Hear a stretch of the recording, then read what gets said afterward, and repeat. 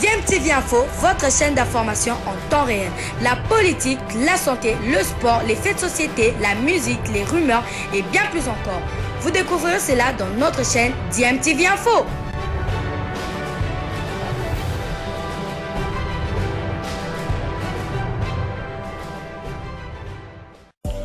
Vous êtes sur DMTV, bonjour ou bonsoir, tout dépend de l'heure à laquelle vous nous suivez. Tout plaisir est pour nous de vous retrouver, mais surtout de savoir que vous êtes nombreux en train de suivre votre chaîne YouTube DMTV. DMTV qui vous propose l'actualité, vous propose également des analyses et des réflexions sur des sujets d'actualité, sur des faits sociaux, tout simplement sur des réalités que nous observons ici chez nous en République démocratique du Congo.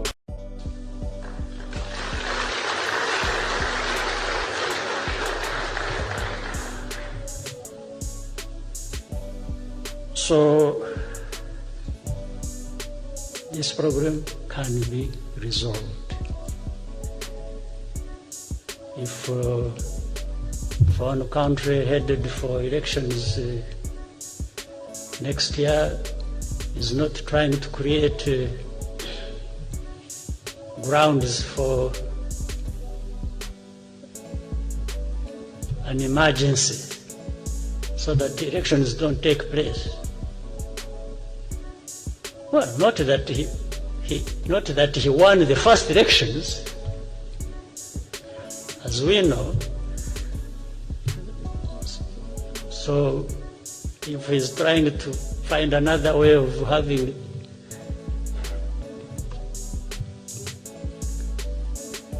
the next election is postponed, then I would rather he use the other excuses, not us, because I don't think I think we have really a lot of problems of our own. We don't need to add other people's problems. But what is surprising is that you will help me to try and to understand that. I don't know how it comes that Bon, le gouvernement ne va pas se réunir pour réagir aux propos qui ont été dits. Je me demande bien si ceux qui préparent le note du président Kagame avaient bien fait leur travail, parce qu'il est très en retard. Je crois que ces discours, il aurait dû le prononcer il y a une semaine, où il a été un peu distrait, il n'a pas suivi l'actualité congolaise qu'il a fait tant, parce que j'ai cru comprendre qu'il est très friand de nos différents passages dans la presse internationale parce qu'il est revenu déçu. C'est bien pour lui parce que ça lui permet d'avoir des éléments d'information. Alors, qu'est-ce qu'il faut dire? Je pense d'abord que le président Kagame n'a pas de qualité pour faire un quelconque commentaire sur ce qui concerne les élections. Premièrement, avant de parler élection, on doit parler de liberté d'expression. Est-ce que liberté d'expression existe au Rwanda? Deuxièmement, on parle de liberté de manifestation. Est-ce que la liberté des manifestations existe au Rwanda? Non. Troisièmement, comment il est arrivé au pouvoir? Quelle a été la méthode qui a été utilisée? Quatrièmement, je ne vous rappelle rien, mais vous vous souvenez du référendum qui s'est tenu, je crois, en 2015, où à 99,1% ou 98,1%, on a dit oui à une forme de présidence à vie, parce qu'il s'est assuré de rester au pouvoir jusqu'en 2034. Mais il vaut mieux d'abord qu'il regarde chez lui si les Rwandais sont libres de s'exprimer, si les Rwandais sont libres de manifester, si lui, il est en mesure de supporter une quelconque opposition à sa pensée unique. Donc je ne voudrais pas en dire davantage, mais je pense que pour tout ce qui concerne la démocratie mondialement, il est le dernier sur la ligne, c'est connu. Alors après, nous savons finalement que les déclarations qu'il fait, c'est fort, c'est consécutif, je pense, à sa déception de toujours penser pouvoir disposer ou jouer un rôle en République démocratique du Congo, parce qu'il s'est fait non seulement porte-parole du M23, mais il se présente, lui et son gouvernement, comme protecteur de communautés congolaises. Au nom de quel mandat? Il est possible pour lui de faire la politique dans son pays et nous laisser faire la politique qui est la nôtre. Quoi qu'il en soit, ce n'est pas lui qui doit venir nous dire ce que nous devons faire, parce que son ambition aujourd'hui, c'est de déstabiliser politiquement le président Tshisekedi. C'est l'œuvre dans laquelle il est engagé. Je pense que certains de ses alliés les lui ont dit que ce n'est pas parce que vous agitez un mouvement terroriste que vous avez fait renaître, parce que c'est la violence qui vous a toujours guidé, et vous pensez que cela est suffisant pour perturber non seulement la RDC de manière entière, pour briser justement l'élan dans lequel nous sommes. En tout cas, si vous regardez du point de vue économique, tout le monde note qu'au Congo, nous faisons de progrès. Et je pense que le fait que le Congo est revenu sur la scène internationale pour prendre finalement sa place le gêne beaucoup.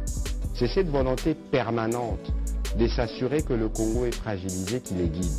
Et aujourd'hui, les pas faits par le président Tshisekedi et les différents progrès les gênent dans sa politique. Il faut les saboter. Parce que les calculs derrière, ce n'est pas seulement de faire cette déstabilisation politique à travers cette situation de sécurité, mais c'est aussi interférer dans les prochaines élections. C'est évident et nous savons tous qu'il a de relais ici. Nous savons tous qu'il s'est particulièrement rapproché de certains hommes politiques ici pour s'assurer qu'en 2023, il ait des personnes qui sont à sa disposition pour continuer sa politique de bradage et de pillage. Il est évident que le président de la République, à son arrivée, la stratégie diplomatique, c'était une stratégie d'ouverture. Venez, nous pouvons travailler ensemble pour le bien de nos populations respectives. C'est même dans cette trame que nous avons adhéré à la Eastern African Community. Mais malheureusement, les schémas qui veulent que la paix soit restaurée, qui veut que nous parlons économie de manière transparente, n'est pas les schémas qui l'arrangent. Et parce que ça ne l'arrange pas, il faut trouver des moyens pour perturber. Mais je pense que cette guerre qui fait en République démocratique du Congo, c'est une guerre des trop. Regardez les massacres des Kichiché, une localité occupée par les terroristes du M23 et des ADF. Les populations qui disent non sont massacrées nuitamment, des porte à porte. Des porte à porte.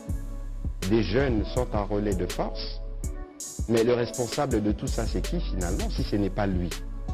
Je pense qu'il est possible pour lui aujourd'hui, parce que j'ai entendu aussi qu'il a parlé de paix, d'être un véritable acteur de paix. Et s'il est tant préoccupé par l'organisation des élections en République démocratique du Congo, il peut demander à ses troupes et ses M23 de vider les lieux. C'est pas difficile. C'est ce qui est prévu, parce que lui, il pense que c'est les prétextes que nous voulons utiliser. Encore que si c'était là, cela le prétexte, on n'aurait pas fait notre part pour ce qui concerne l'organisation des élections. Je pense que, de toute évidence, sur la démocratie, il peut encore apprendre des leçons chez nous, parce que vous avez vu, par exemple, hier, l'exercice que le président de la République a eu avec les jeunes. Je ne suis pas sûr que dans son pays c'est possible, mais bon, voyons voir avec le temps, comme il nous suit souvent, peut-être qu'il va prendre quelques petites leçons qui vont lui permettre d'être plus démocrate et de permettre aux Rwandais... Qui profite de cette situation de cacophonie, d'accusations mutuelles, qui profite de ça? À y réfléchir convenablement, ça ne profite à personne. En termes de relation d'État à État, à y regarder de très près, il y a des intérêts à court terme. Quand on est bon politicien, quand on réfléchit pour son pays, on se projette plus loin. Donc, si nous avons le court terme de l'année prochaine, il y a quelques intérêts sur le plan électoral, il y a quelques intérêts sur des manœuvres qu'on peut organiser pour obtenir un glissement. Il y a quelques intérêts pour projeter ses propres faiblesses sur le voisin. Ça ne paye pas grand-chose. Mais comme la petite boutique politicienne à Kinshasa est spécialisée dans des alliances de jour et des alliances de nuit, on pense qu'on a fait un grand coup. On risque Je dis bien on risque de ne pas organiser les élections au Congo à cause du bazar qu'eux-mêmes sont en train de faire à l'Est. On risque d'avoir un président illégitime parce qu'il aura fini son mandat. Et comme on n'a pas organisé les élections, sur le plan du droit, ça va poser problème.